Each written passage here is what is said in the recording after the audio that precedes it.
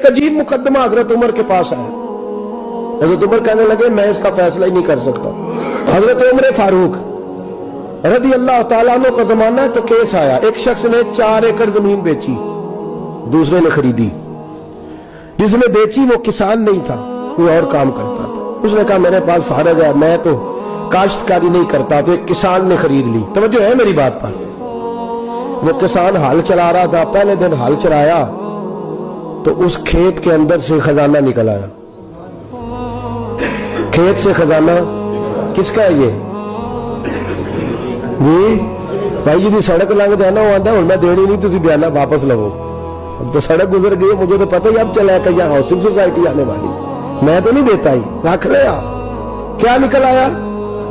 हीरे जवाहरात चांदी लाल निकल आया। अब उठा के ना वो शख्स निकला है वो रख लेता, संभाल लेता, क्या जरूरत थी? वैसे भी लोग तो पैसे बताते ही नहीं कितने। उठा के ना वो खजाना तो जिसने बेचे थे उसके घर चला गया। कहने लगा मैंने जमीन खरीदी थी, खजाना नहीं खरीदा था, तेरा है, तू ले ले, तेरा है, रख ले। वो भी सहाबी रसूल है। मेरे नबी ने दुनिया की मोहब्बत खींच डाली है दिलों से। वो क्या कहने लगे?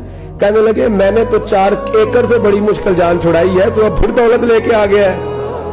उसने कहा ये तेरा है, तू ही रख, मैंने जमीन बेची थी तो जो उसके अंदर था वो सारा ही तेरा है, बेच डाला था। कहने लगा ना मैंने जमीन खरीदी है, खजाना नहीं खरीदा। वो कहने लगा ना भाई मैंने तो हर शय बेच दी है, उसमें से फल उगे फूल निकले वो सारे। जाग रहे आप लोग? आखो है ही काम जागरण वाला है, ये होता ही नहीं। ये अजीब मामला है ना जी।